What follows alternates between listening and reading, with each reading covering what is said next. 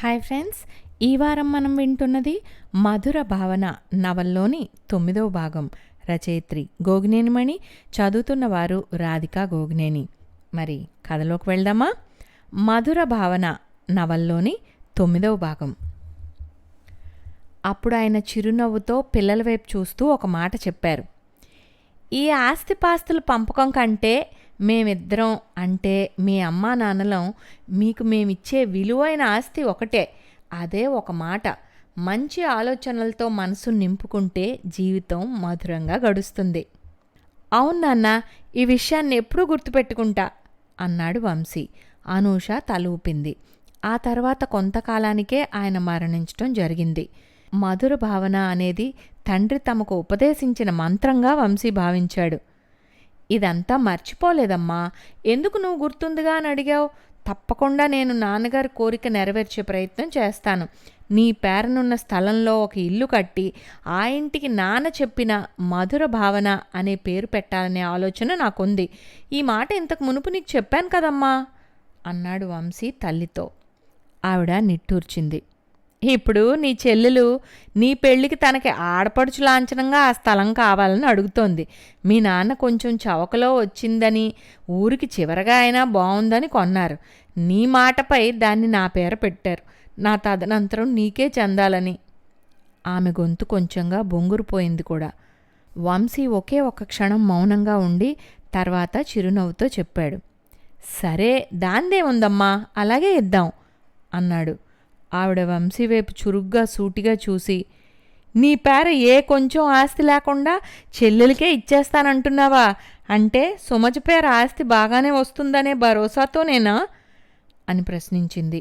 ఆ ప్రశ్నకు మనసు విలవెల్లాడినట్లుగా బాధగా తల్లివైపు చూసిన వంశీ డగ్గుత్తికతో అన్నాడు. ఏమిటమ్మా అలా అంటున్నావు? నువ్వు ఇప్పుడు చెప్తేనే కదా సుమజ పేర ఆస్తిపాస్తులు చాలానే ఉన్నాయనే విషయం తెలిసింది. అయినా ఓ మాట చెప్తాను వినమ్మా. సుమజ ఆస్తిపాస్తుల విషయం నాకు పూర్తిగా అనవసరం. నాకేమీ అవసరం లేదు. నేను పూర్తిగా నా స్వశక్తితో సంపాదించేదానితోనే మా జీవితం గడుస్తుంది. ఇది ఖచ్చితం, నమ్ముతావుగా? శ్యామసుందరి అనూష వైపు నిరసనగా చూసి, వంశీ మాటలు విన్నావుగా, నీ సందేహం తీరిందా అని అడిగింది. అనూష విసురుగా లేచింది. అన్నయ్యకేమీ అభ్యంతరం లేదు, నీకే ఇష్టం లేదని నాకెప్పుడో తెలుసు అంటూ గదిలోకి వెళ్ళిపోయింది. ఈ విషయాన్ని ఎందుకమ్మా పెద్దదిగా చేసుకోవటం? అనూష ఇష్టప్రకారం చేస్తే సరిపోతుందిగా అన్నాడు వంశీ తల్లితో అనునయంగా. అతను అక్కడి నుండి వెళ్ళిపోయి కాసేపటి తర్వాత తిరిగి వచ్చి తల్లి ఇంకా అక్కడే దిగులు మొహంతో కూర్చుని ఉండటం చూసి తలడిల్లుతున్నట్లుగా, ఏమిటమ్మా ఇంకా అలా దిగులుగా కూర్చున్నావు? ఇందులో అంత బాధపడాల్సిన సమస్య ఏముంది? అనూష్తో నేను ఇప్పుడే మాట్లాడాను. తనేమంటుందంటే, బావా వాళ్ళు ఇద్దరు అన్నదమ్ములు కదా, వాళ్ళ స్వంత ఇంటిని 2 భాగాలుగా ఇద్దరూ పంచుకుని చెల్లెలు పెళ్లి బాధ్యతను సమంగా తీసుకోవాలని నిర్ణయించుకున్నారట. బావ తమ్ముడు ఇల్లంతా తీసుకుని చెల్లెలు పెళ్లి ఖర్చును భరించే ఏర్పాటుతో అనూష వాళ్ళు వేరే చోట ఇల్లు కట్టుకోవటం బాగుంటుందని అనుకున్నారట. అందుకని మనకున్న స్థలాన్ని ఇస్తే అనూష వాళ్ళు అక్కడ ఇల్లు కట్టుకోవడం జరుగుతుంది. అలాగని అనూష అత్తగారు ఆయన అడగమన్నారని అనూష అంటోంది. ఆ స్థలం అప్పుడు ఊరు అవతల ఉంది కాబట్టి చవకలో కొనగలిగాం. ఇప్పుడు ఊరు మధ్యనయ్యి ఎంత రేటు పెరిగిందో తెలుసు కదా శ్యామసుందరి అంది. దానికి వంశీ, అయితే ఏమిటమ్మా, ఎవరో బయట వాళ్ళకి మనం ఇవ్వటం లేదుగా, మన ఇంట్లో వాళ్ళకేగా. నాకైతే ఏమిటి, అనూష్కైతే ఏ అన్నాడు. దానికి శ్యామసుందరి ఏదో జవాబు చెప్పబోయింది గాని గది తలుపు తీసుకుని అక్కడ నిలబడిన అనూషను చూసి మాటలాపేసింది. ఏంటి అమ్మా కొడుకులిద్దరూ గుసగుసలు పోతున్నారు అని అడిగింది అనూష మాటలు సాగదీస్తూ. ఆవిడ కూతురు వైపు నిర్లిప్తంగా చూసి ఊరుకుంది. వంశీ చిరునవ్వుతో అన్నాడు. అదే అనూష, మీ అత్తగారు మీ ఆయన అడిగింది సమంజసంగానే ఉంది, వెనకాడాల్సిన పని లేదని అమ్మకు చెప్తున్నాను. శ్యామసుందరి కూతురు వైపు చూస్తూ కొంచెం తీవ్ర స్వరంతోనే అడిగింది. ఏమిటి, మీ అత్తగారు వాళ్ళు నిన్ను అన్నయ్య పెళ్లిలో ఆడపడుచు లాంఛనంగా ఆ స్థలం కావాలని అడగమన్నారా? అనూష తొట్రుపడకుండా జవాబు చెప్పింది. అవును, అదేగా నీకు చెప్పింది, అదే అన్నయ్యకు చెప్పాను. మరి వాళ్ళిద్దరితో ఈ మాట అంటే ఏమీ తెలియనట్లుగా తెల్లమొహం వేసి అలా ఎలా అడగగలము? ఏవైనా లాంఛనంగా కొద్దో గొప్పో ఇవ్వడం బాగుంటుంది కానీ అంత ఖరీదైన స్థలం ఇమ్మని అడగడానికి మాకు మాత్రం ఇంగితం లేదా అన్నారు. ఇప్పుడు చెప్పు, వాళ్ళ పేరుతో నువ్వే అడుగుతున్నావు కదూ. తల్లి మాటలకు అనూష మొహం నల్లబడింది. ఒక్క క్షణం తల్లివైపు విస్మయంగా చూస్తూ నిలబడిపోయింది. తర్వాత తెలివి తెచ్చుకున్నట్లుగా మాటలు విసిరింది. అవునమ్మా, వాళ్ళు నా దగ్గర అలా నసపెట్టి నీ దగ్గర మాత్రం నంగనాచి కబుర్లు చెప్పారన్నమాట. అయినా నువ్వు నన్ను నా మాటల్ని నమ్మకుండా వాళ్ళనే నమ్మి వాళ్ళనే సమర్థిస్తావు అంతేగా అని లోపలికి వెళ్ళిపోయింది అనూష. శ్యామసుందరి గట్టిగా నిట్టూర్చింది. వంశీ ఆవిడ చేతుల్ని పట్టుకుని, ఇదేదో పెద్ద సమస్యగా భావించి నువ్వు మనసు పాడు చేసుకోకమ్మా. ఎవరు ఏ ఉద్దేశంతో అడిగినా గానీ మనం ఆలోచించాల్సిన పని లేదు. నాన్న చెప్పినట్లుగా అందరిలోనూ మంచిని మాత్రమే చూసి మన మనసులను మంచి భావనలతో నింపుకుందాం. మధుర భావన అనేది నేను కట్టే ఇల్లు అయితేనే, అనూష వాళ్ళు కట్టుకుంటేనే ప్రస్తుతానికి మనకి ఇల్లు బాగానే ఉందిగా అనునయంగా అన్నాడు వంశీ. శ్యామసుందర్ అలాగే ఆలోచిస్తూ కూర్చుండిపోయేసరికి వంశీ మళ్ళీ అడిగాడు, ఇంకా ఎందుకమ్మా అలా దిగులుగా ఉన్నావు? ఆవిడ మళ్ళీ నిట్టూర్చింది. అవును వంశీ, నాకో సందేహం కలుగుతోంది. మీ ఇద్దరూ మీ నాన్న పిల్లలే, ఇద్దరూ కూడా నా చేతుల్లో పెరిగిన వాళ్లే. అయినా మీ ఇద్దరి మనస్తత్వాల్లో ఈ తేడా ఎందుకు వచ్చినట్లు? బహుశా తల్లులు వేరేగా. నీకు మీ అమ్మ మనసులోని మంచితనం పుట్టుకతోనే అలవడింది కాబోలు. అనూషకి నా స్వార్థం ఏదో అబ్బిందేమో, లేకపోతే అంత ఆశగా అలా మాట్లాడుతుందా? అవునమ్మా, నువ్వు నిజంగా స్వార్థపరురాలువే తమాషాగా అన్నాడు వంశీ. ఆవిడ విస్మయంగా చూసింది. వంశీ చిరునవ్వుతో వివరణ ఇచ్చాడు. అవునమ్మా, నీ స్వార్థం నాకు గొప్ప వరంగా మారింది. నువ్వు స్వార్థంతో ఎవరో కన్న పిల్లవాడిని స్వంతం చేసేసుకుని నీ పిల్లాడిగానే పెంచావు. ఆ మాటలకు శ్యామసుందరి పెదవులపైకి చిరునవ్వు వచ్చింది. కొడుకు వైపు లాలనగా చూసింది. సుమజ దగ్గర నుండి ఫోన్ వచ్చేసరికి వంశీ కొంచెం నిరాసక్తంగా హలో అనగానే తను గుర్తించేసింది వంశీ హుషారుగా లేడని, ఏదో సమస్యతో సతమతమవుతున్నాడేమోనని. అదే అడిగేసరికి వంశీ కొంచెం మామూలుగా అయి అదేం లేదన్నాడు. సుమజ మళ్ళీ రెట్టించి అడిగేసరికి ఏదో చిన్న సమస్య అంతేలే, అదేమంత ప్రముఖమైంది కాదు అంటూ దాటవేశాడు గాని మళ్ళీ అడిగేసరికి ఇక వంశీకి చెప్పక తప్పింది కాదు. అది విన్న సుమజ, నిజమే చిన్న సమస్యే, అనూష కోరికను కాదంటం ఎందుకు, మీరన్నట్లుగా తనకిచ్చేయవచ్చు కదా అంది. వంశీ ఒక క్షణం మౌనంగా ఉండి, సుమా, నేను ప్రశ్న అడుగుతాను, సరిగ్గా సమాధానం చెప్తావా అని అడిగాడు. అదేమిటో అడగకుండా ఈ ప్రశ్న ఏమిటి? సరే, మీ ఇంటితో పోల్చితే మా ఇల్లు చిన్నది కదా, నువ్విక్కడ మాతో పాటు ఉండగలవా అనే సందేహం వచ్చిందిలే. ఉండలేనంటే ఏం చేస్తారే నవ్వింది. ఏముంది, అద్దె ఇల్లే కాబట్టి సమస్య లేదు, ఇంకొంచెం పెద్దది తీసుకునే ప్రయత్నం ఇప్పటి నుండే మొదలు పెడదామని. అంటే నా అభిప్రాయానికి కొంత విలువ ఉందన్నమాట. నేను మీ ఉద్దేశం తెలుసుకోవాలని ఆ ప్రశ్న సరదాగా అడిగానంతే. ఇంకో విషయం చెప్పనా?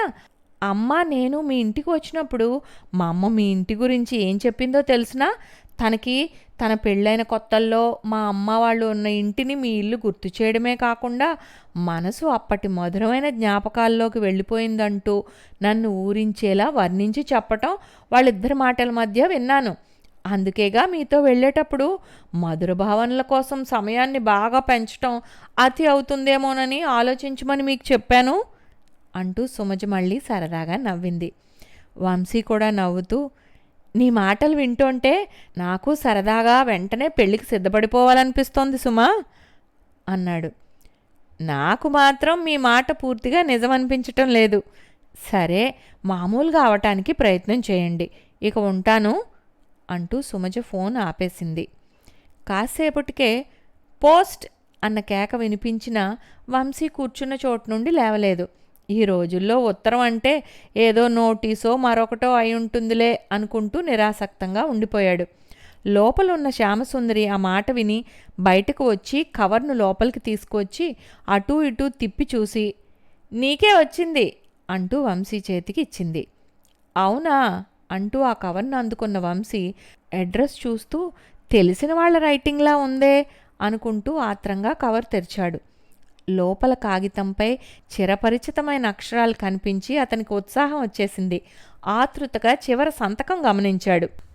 మీ జీవితంలోకి ప్రవేశించాలని తహతహలాడుతున్నా అంటూ పక్కన చిన్న మామిడి పండు బొమ్మ వేసి ఉండటం చూడగానే వంశీ ఉల్లాసంగా ఆ కుదురైన అక్షరాల వెంట చూపులను పరుగు పెట్టించాడు.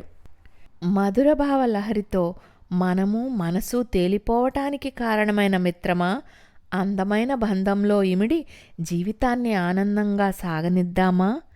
నింగి నేల చీకటి వెన్నెల అన్నీ మనవే అన్నంత ఉత్సాహంతో జీవితాన్ని ఉప్పెనలా పరుగుపెట్టిద్దామా? తీయని ఊహల పల్లకిలో ఊరేగింపు చాలించి తలుపు తీసిన అందాల లోకంలోకి తన్మయత్వంతో అడుగుపెట్టేద్దామా? సుగంధాలు వెదజల్లే జాజిపూల జాతరలా జీవితాన్ని మార్చేద్దామా? ఏమంటావు మిత్రమా? సెలవీయరాదా? మధురభావలహరిలో మనమిద్దరం పరవశించిపోవగా. చదువుతూ చివర వేసి ఉన్న మామిడిపండు చిత్రాన్ని ఇష్టంగా తాకి ఒక కాగితం తీసుకుని వంశీ వెంటనే రాయటం మొదలుపెట్టాడు. సుమజ, అడిగిన వెంటనే నువ్వు రాసి పంపిన వచన కవిత్వం లాంటి జాబుని ఇప్పుడే అందుకుని ఆ వెంటనే కవితలోని ప్రశ్నకు బదులుగా నేను ఈ 2 వాక్యాలను రాసేస్తున్నా. సుమజ, నీ మాటల మాయాజాలంతో నా జీవితం మజామజాగా సాగిపోతుందనే నమ్మకం, ఆనందం కలుగుతున్నాయి. నువ్వన్నట్లుగా తొందరలోనే కొత్త లోకంలోకి అడుగుపెట్టేద్దాం, సరేనా? ఆ కాగితం జేబులో పెట్టుకుని వంశీ వెంటనే పోస్టాఫీస్కి వెళ్ళి ఓ కవర్ కొని అందులో పెట్టి అంటించి అడ్రస్ రాసి పోస్ట్ చేసి ఇంటికి వచ్చాడు. వంటగదిలో విచారంగా కూర్చుని ఉన్నట్లున్న తల్లి దగ్గరకు వెళ్ళి, ఏమిటమ్మా అలా ఉన్నావు అని అడిగాడు. ఆవిడ నిట్టూర్చింది. అనూష్ ఇప్పుడే బయలుదేరి వెళ్ళింది వాళ్ళ ఊరుకు. నిర్లిప్తంగా ఆవిడ బదులు చెప్పేసరికి వంశీ అదేమిటంటూ హడావిడిగా బయటకు వెళ్లబోతుంటే ఆవిడ చేయి అడ్డం పెట్టింది ఆపుతున్నట్లుగా. తన అన్ని ఏర్పాట్లు చేసుకున్నానని, ఎవరూ తనతో రానవసరం లేదని ఖచ్చితంగా చెప్పింది. పైగా వెళ్తూ తన కోరిక తీరిస్తేనే పెళ్లికి వస్తానంటూ నిర్మోహమాటంగా చెప్పింది. ఆవిడ గొంతు కొంచెం బొంగురుపోయింది. మీ నాన్న కోరిక మాటలు గుర్తు చేశాకైనా మనసు మార్చుకుంటుందని భ్రమపడ్డాను అంటూ ఆవిడ మళ్ళీ నిట్టూర్చింది. వంశీ ఆవిడ కుర్చీ దగ్గర కాళ్ల ముందు కూర్చుని మెల్లగా అన్నాడు, నేను చెప్పా కదమ్మా అను కోరిక కాదంటం ఎందుకు అని. దాని గురించి నీకు మాత్రం అంత ఆలోచన దిగులు ఎందుకు? మన ఇంట్లో వాళ్ళకే కదా ఇస్తున్నాం. అప్పుడు నాన్న అలా చెప్పారు గాని ఇప్పుడు అను కోరిక వింటే ఆయన కూడా కాదనేవారు కాదని నాకు అనిపిస్తోంది. అమ్మా, నీకో విషయం గుర్తు చేయనా? ఒకసారి నాన్న ఏవో విషయాలు చెప్తూ దిగులుగా వ్యాపార సంబంధంగా అనుకున్నట్లుగా లాభం రాలేదని అన్నారు. అప్పుడు నువ్వేమన్నావు? లాభ నష్టాలనేవి సహజం. ఈరోజు నష్టం వస్తే ఇంకో రోజు లాభం వస్తుంది. ఇప్పుడు లాభం వచ్చినట్లే అనుకుంటే సమస్యే ఉండదు. మనకి ప్రస్తుతానికి లోటు లేకుండా బాగానే జరుగుతోందిగా, అది చాలు అంటూ చెప్పావు. మరి ఇప్పుడెందుకమ్మా అలా సరిపెట్టుకోవటం లేదు? అన్నీ సవ్యంగా జరిగితే ఏమో మనము మంచి చోట మంచి ఇల్లు కట్టుకోగలుగుతామేమో. ఇలా అనుకుంటే బాగుంటుందిగా. ఒకవేళ జరగలేదనుకో, ఇది మనకు నచ్చకపోతే మరో మంచి ఇంటిని చూసుకుని మారదాం. వంశీ తల్లికి తన మాటలతో భరోసా కల్పించాలనుకున్నట్లుగా చెప్తూ నవ్వుతూ చూశాడు. ఆవిడ మళ్ళీ నిట్టూర్చింది. నువ్వు అన్నది నిజమే వంశీ, కానీ నా బాధ ఏమిటంటే నువ్విలా ఎంత మంచి మనసుతో ఆలోచిస్తున్నావా? మరి అనూకి ఎందుకింత స్వార్థం వచ్చింది? వాళ్ళకి స్వంత ఇల్లు ఉంది, అయినా తనకి వేరేగా పెద్దది కావాలట. కోరికలకు కళ్ళెం వేయాలనే జ్ఞానం అనూకి ఎందుకు కలగటం లేదు? మనమైనా ఆ విషయం తనకి నేర్పించాలిగా. అలా కాకుండా తన ఇష్టాలని కోరికలను మనము తీర్చాలనుకోవటం మంచిదేనా? ఇది నా ఆలోచన, అంతకు మించి ఇంకేమీ లేదులే అంటూ శ్యామసుందరి లేచి నిలబడింది. సరేలే, ఏం జరగాలో అది జరుగుతుంది. నువ్వు నీ పనులు చూసుకో, నేనేం దిగులుగా లేను, బాగానే ఉన్నాను అంటూ కొడుకు వైపు చిరునవ్వుతో చూసింది. ఇంతటితో మధుర భావన నవల్లోని 9వ భాగం సమాప్తం. వచ్చే వారం 10వ భాగంతో కలుద్దాం.